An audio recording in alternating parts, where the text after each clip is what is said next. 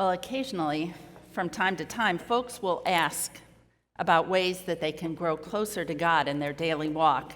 Maybe an inspirational book to read, or a daily devotional like The Upper Room or Our Daily Bread, or perhaps some new way of praying that's different, something to get back on track. And we all have times when we feel the need for something different, for something more, but we're not exactly sure what that is. And it's easy to feel guilty that it's our fault when our spiritual life is lacking the luster that we desire. We feel distant, perhaps uninspired, and we want our faith to make a difference in our lives and in the world, not just on Sunday mornings, but especially in our day-to-day moments all week long. So I would invite you to hear again these words of Jesus to the writer of the Gospel of Matthew. This comes from Matthew 11, 28 to 30, from the Message. Are you tired, worn out, burned out on religion? Come to me. Get away with me, and you'll recover your life. I'll show you how to take a real rest. Walk with me and work with me. Watch how I do it. Learn the unforced rhythms of grace. I won't lay anything heavy or ill-fitting on you. Keep company with me, and you'll learn to live freely and lightly. Beautiful words. A beautiful invitation, and I love this wording in the Message.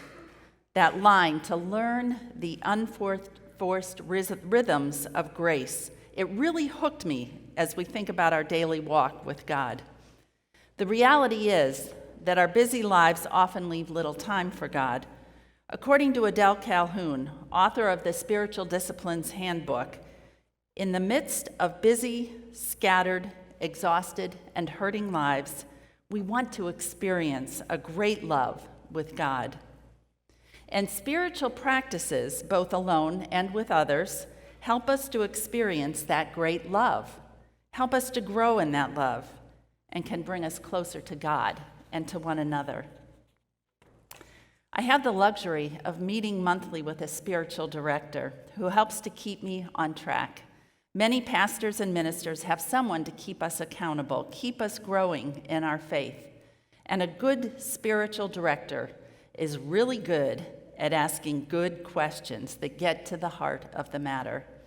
And so when we met most recently, she asked, "How has your spirit been this summer? Where have you encountered God? How have you cared for self?" And so I shared with her and share now with you all my spiritual practice this summer and what I have learned on my bike on the trail. Exhilarating and relaxing, restorative and enjoyable. That's riding a bike. A fantastic way to cap off a really good day at the office or even begin a Saturday morning or spend a Sunday afternoon is to swing by the Lancaster Junction Trail. It's perfect, not too far out of the way home, usually cool under the canopy of trees, well used but not overcrowded, and it makes exercising really fun. Biking suits me just fine. And so several months ago, early in the spring, after the ice and snow had cleared, I was contemplating checking the tires and the brakes, oiling the chain, and then I got to thinking, what would it be like to use bike riding as a spiritual practice? It would be so much more than physical exercise. It would exercise my mind and my soul muscles too. It would be a means of drawing closer to God, of deepening my faith. And what an adventure it could be on the trail.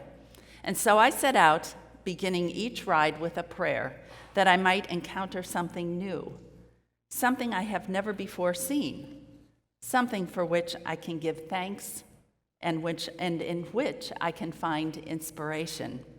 So here are my top 5.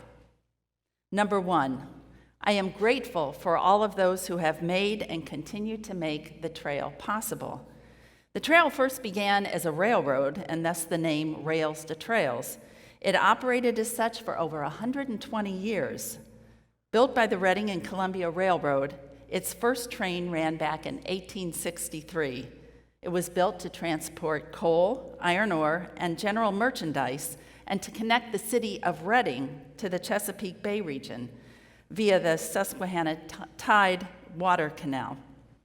Now, during the railroad's heyday, the line expanded into Marietta and Lancaster and carried as many as 10 passenger trains a day. And I think of the many people who sacrificed limb and life to build this rail, and for those who had the foresight to repurpose it for our enjoyment when the usefulness as a railroad expired. Number 2, I'm grateful for God's good and beautiful creation. The trail travels through open meadows, rich farmland, and next to a meandering creek. It is but one little piece of God's good earth, and it's so beautiful.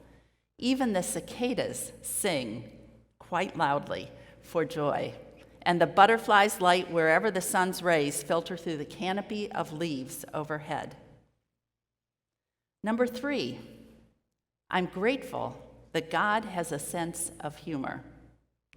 In addition to the singing cicadas and the fluttering butterflies, the rogue swarm of gnats often hovers just ahead on the trail.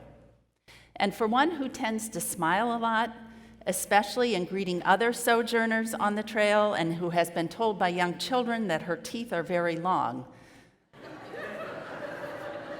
let's just say bugs get in my grill. But I have learned to spit and ride simultaneously and laugh with the creator of even gnats.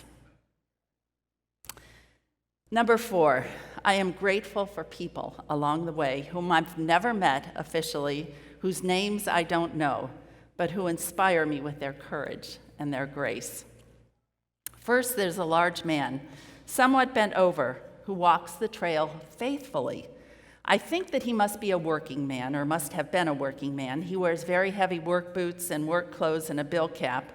The first several times that we passed on the trail, his eyes just stayed right on the trail. And then one day, he nodded. And now he says hello, and he offers the full 5-finger swing of the arm in greeting. And I'm always amazed at how big his hands are. He must have been a carpenter or a pipe fitter or a dairy farmer, I'm not sure. And I'm amazed that he persists in walking in spite of his crooked stature and what must be a very painful back. Then there's a smallish woman who appears to have suffered the effects of a stroke. She hides behind many layers of clothing and very large sunglasses. She didn't make eye contact at first. In fact, her face was completely expressionless. And now we greet one another, and I'm inspired by her tenacity to walk the trail with an uneven gait and a motionless arm. And then my favorite, whom I've encountered only one time, a very young couple with a very newborn baby, out for a walk, perhaps their first, mom carrying the baby in her arms and dad pushing the stroller, empty. And I thought, I've been there. How many times did I try an outing with a baby only to carry her in one arm and push an empty stroller with the other? And I wanted to call to them and say, hang in there. Parenting isn't always easy, but this too will pass. And that little one will soon be biking the trail herself. Number 5, I'm grateful for surprises along the way, which make life interesting and rich. Early one morning, as everything was still dripping with dew, I set out on the trail, and no sooner than rounded the first corner when I came up behind a big group of young women, about 30 or so, who were out for a very early morning walk. They made room for me to pass, and as I did, I recognized that they were Team India, the women's Olympic field hockey squad. They were probably out gently stretching some muscles that were tight from the game the night before when they played Team USA right there at Spooky Nook, adjacent to the trail. Only days later, they were all headed to Rio for the games. But it was pretty cool to pass by so closely to world-class athletes. And it was pretty cool to think about the possibilities when people from all around the world would gather in one place for one purpose, to perform with excellence and to bring out the best in each other. And then there was the hot afternoon when I rode up behind a bunch of junior high youth, all wearing the same red t-shirts and carrying towels. Maybe some local day campers coming for a swim in the Big Chickies Creek, which parallels the trail. A counselor near the back of the pack saw me approaching and yelled to the group to make room for the biker. And so they parted, some of the campers on one side, some on the other. And as I approached, they kind of lined the way, watching.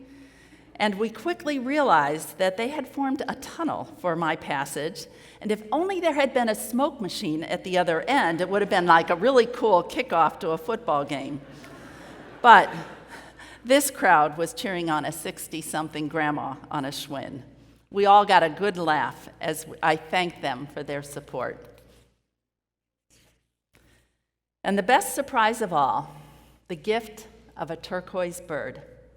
One afternoon, early in the season, as Dave and I rode together, a little bird, about the size, just the size of a sparrow, landed on the trail in front of us. It was iridescent turquoise, no other markings, like something that you would expect to see deep in a rainforest. And yet here it was, before our very eyes, in the Salunga rainforest, remarkably beautiful. It flew away before we could get too close. And we looked at each other, kind of asking ourselves, did we really just see that? And we had hoped that we'd see it again sometime during the season, but we didn't. A beautiful bird, kind of mysteriously appearing and disappearing. A beautiful reminder, according to the writer of Luke, that God cares so completely for the birds of the air, and how much more valuable are we in God's eyes as God's beloved and beautiful children. After I shared with my spiritual director my summer discoveries, she asked, "So what's next? What spiritual practice will feed your spirit now?" The smell of new Crayolas is in the air, and fall is a perfect time to begin a new practice.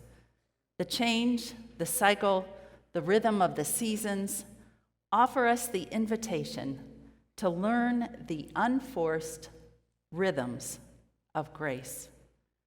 I'm not sure yet what I'll choose to practice to help me stay connected to God, but I have some ideas. In this season of back to school and new beginnings and new crayons, we can encourage one another to explore and to discover spiritual practices that draw us closer to God, help us to learn just a little bit more about God, and help us to know each other. For we are all travelers on this road of life, and this is one great and beautiful trail to ride with you.